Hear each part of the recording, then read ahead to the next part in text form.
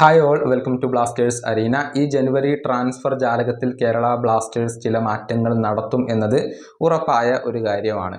Marcus Mergulhao തന്നെ report ചെയ്തിരുന്നു Blasters ചില താരങ്ങളെ കൊണ്ടുവരും എന്ന കാര്യം. ലോൺ അടിസ്ഥാനത്തിൽ ക്ലബ്ബ് വിട്ട താരങ്ങളെ കൊണ്ടുവരാൻ ബ്ലാസ്റ്റേഴ്സ് ശ്രമിക്കുന്നുണ്ട് എന്നുള്ള റൂമറുകൾ പുറത്തേക്ക് വന്നു കഴിഞ്ഞു. മാത്രമല്ല റൈറ്റ് ബാക്ക് പൊസിഷനിലേക്കും അതുപോലെ തന്നെ ഗോൾ കീപ്പിംഗ് പൊസിഷനിലേക്കും താരങ്ങളെ കൊണ്ടുവരാൻ വേണ്ടി ബ്ലാസ്റ്റേഴ്സ് ഇപ്പോൾ ശ്രമിക്കുന്നുണ്ട് എന്നുള്ള വാർത്തകളും നേരത്തെ പുറത്തേക്ക് വന്നിരുന്നു. ഇപ്പോൾ മറ്റൊരു റൂമർ കൂടി പുറത്തേക്ക് വന്നിട്ടുണ്ട്. ഇക്കാര്യം റിപ്പോർട്ട് ചെയ്തിരിക്കുന്നത് കൊൽക്കത്തൻ മാധ്യമ പ്രവർത്തകനായ സോഹൻ പോഡറാണ്. ആദ്യം അദ്ദേഹം പറഞ്ഞ കാര്യങ്ങൾ എന്തൊക്കെയാണ് എന്നുള്ളത് നോക്കാം. അതായത് ജംഷഡ്പൂർ FC താരമായ മൻവീർ സിംഗ് ഇപ്പോൾ മുഹമ്മദൻ SCയുടെ ട്രെയിനിങ്ങിൽ ജോയിൻ ചെയ്തിട്ടുണ്ട്. അതുപോലെ തന്നെ കേരള ബ്ലാസ്റ്റേഴ്സ് താരമായ അമാവിയ, അതുപോലെ തന്നെ ഇന്റർ കാശി താരമായ രക്ഷിത് ദാഗർ എന്നിവർ ക്ലബ്ബ് വിടുകയാണ്.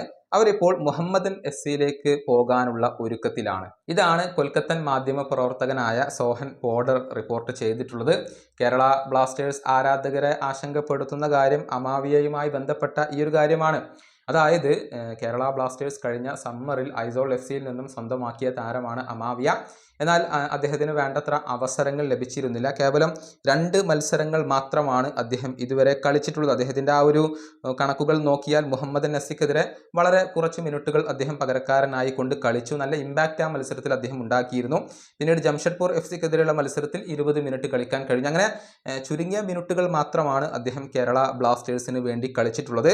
അദ്ദേഹത്തെ കൈവിടാൻ ബ്ലാസ്റ്റേഴ്സ് ഇപ്പോൾ തയ്യാറായി കഴിഞ്ഞു. അദ്ദേഹം മുഹമ്മദൻ SCയിലേക്ക് പോവുകയാണ് എന്നുള്ള കാര്യമാണ് സോഹൻ പോഡർ ഇപ്പോൾ റിപ്പോർട്ട് ചെയ്തിട്ടുള്ളത്. ഇതിൽ കൂടുതൽ വ്യക്തതകൾ ഇനി വരേണ്ടതുണ്ട്.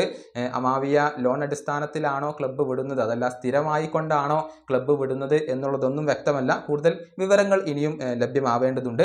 ഏതായാലും മുഹമ്മദൻ SC ഈ ജനുവരി ട്രാൻസ്ഫർ ജാലകത്തിൽ വലിയ മാറ്റങ്ങൾ വരുത്താനുള്ള ഒരുക്കത്തിലാണ്. കാരണം ISLൽ മോശം പ്രകടനമാണ് മുഹമ്മദൻ SC ഇപ്പോൾ നടത്തിക്കൊണ്ടിരിക്കുന്നത്.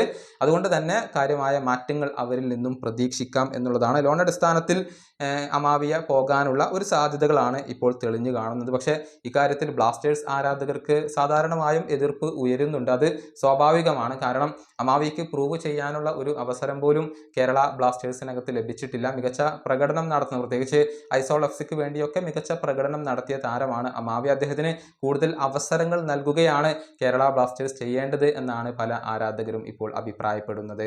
ഈ വീഡിയോയുടെ അവസാനിപ്പിക്കുന്നു. അടുത്ത വീഡിയോയുമായി വീണ്ടും കാണാം.